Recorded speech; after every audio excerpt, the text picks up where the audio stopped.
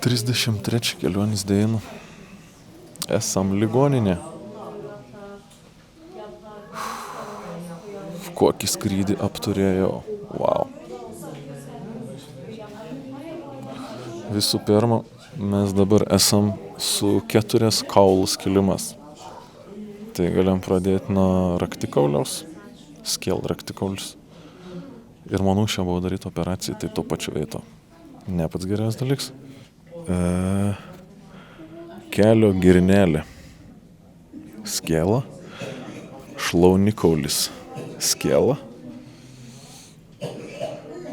Čia tai šiaip tiesiog pabrozdint vaikišką. Ir mažasis pirštas dar. Irgi skela. Kaip viskas įvyko, iš tikrųjų net pats nelabai atsimenu. Tiesiog atsimenu, kad variau į pakalinį. Neblogų greičių. 80 gal. 85. Ir kažkaip važiuoju. Ir tiesiog, ir dar kaip specialiai, netgi nevažiavau kelkraščiu. Normaliai keliu važiavau. Važiuoju. Ir kažkaip, ar man čia nuo nuovargiaus, ar kas buvo, net nelabai suprantu. Varau. Kažkaip taip žiūriu už kokį metrą jau kelkraštis ir kažkoks dar ženklas, metalinis stolpas. Tai tiesiog absoliučiai visiškai nebespėjau padaryti. Tai ko atsimenu, kad leko bet įgrėt, taip kažkaip, nežinau, ar užsisvajojęs buvau, neįsivaizduoju. Nelabai atsimenu iš tikrųjų. Leko, jau matau, kad į kelkraštį ir toks biški aukščiau buvo kelis ten. Nukrės kokį 3 cm, taip, krentu, ten daug akmenų visokių. Lyg tai dar užkliuvau už ženklą suvą ir tai taip, bum, atsimenu, pakilau į viršų ir viskas.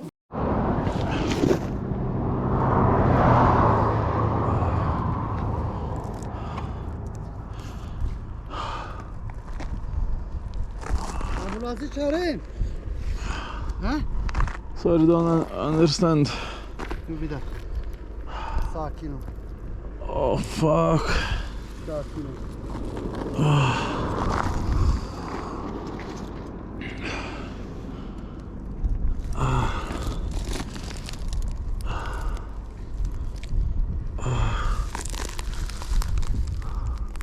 Ya bu adam kaza yaptı bunu.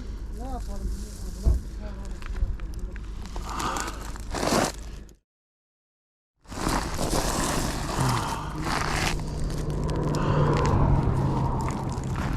Yat hareket etme sakin. Ha. Sakin yat. No, Yat. the head is okay. Dur.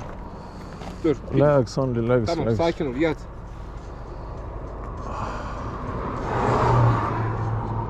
Kalkma.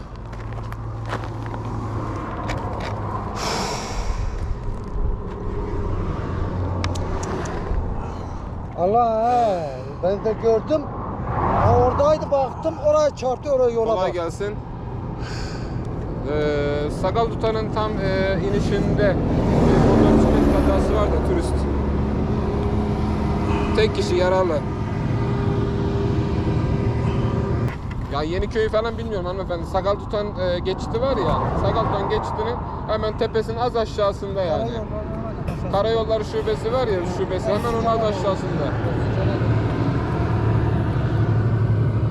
Tam az Sakal Tutan tepeden aşağı inerken motosiklet kazası var da.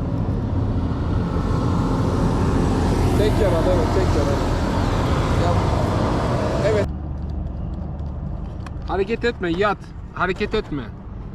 I don't understand.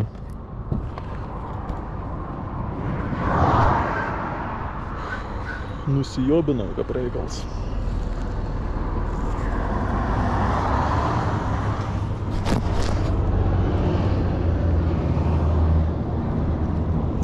What is your name? Paulus. Yes. Paulus, don't move. Hareket et. Du buvo porelių važiavo su dviračiais iš Anglijos. Tai jie nesustoja. Tai labai gerai netiem pavertėjavo, nes atvažiavo paskiau greitoji pagalba, tai nelabai angliškai kalbėjo, tai visko norėjau man ten padėjo sutvarkyti. Jo. pragulėjau. Dar daviau GoPro, tam vienam anglosko pafilmuok, jeigu gali. O aš gulėjau, aišku, man nieks neleido judėti. Kaip matot, galva visiškai sveika, šalms puikiai suveikia. Pats motociklą dar nemačiau, kaip atrodo, nes tiesiog nebuvo galimybės. Aš gulėjau vis laik, paskui mane ant neštuvų ir į mašiną ir tad į ligoninį. Visiškai neįsivaizduoju, kaip atrodo trauklapis, o trauklapis ir išvežtas į policiją, į aikštelę. Ja, tai dabar tiesiog Kimarėno aikštelė. Sakė, nepergyventi, ten už Deiną, jeigu pra Kimarėn transporto priemonę, ten apie eurą tik tai reikia sumokėti. Tai už nutempėjimą, aišku, ten apie 30 eurų ir paskui už kiekvieną dieną po 1 eurą dar reikės sumokėti. Ir man buvo toks savins pasiūlymas, kad tiesiog skriesti Lietuvą, nes aš negaliu vaikščioti.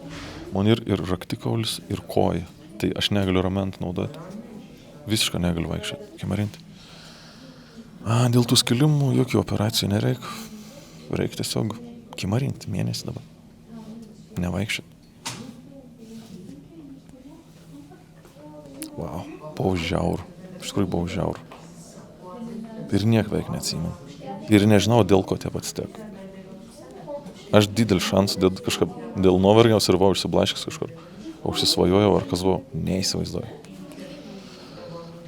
Bet tik atsimenu, kad krentu, bam ir niek nebe viskas.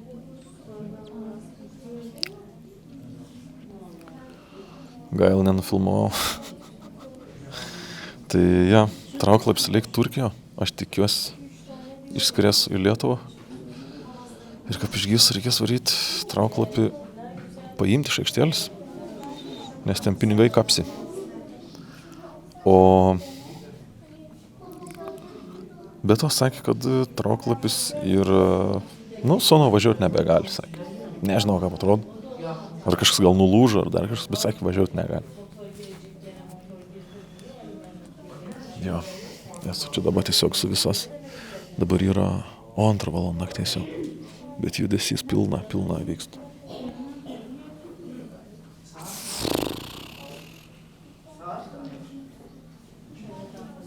Tai turbūt klausimų niekam nebekylam, kad mano kelionė, tokia graži kelionė su trauklapiu baigės.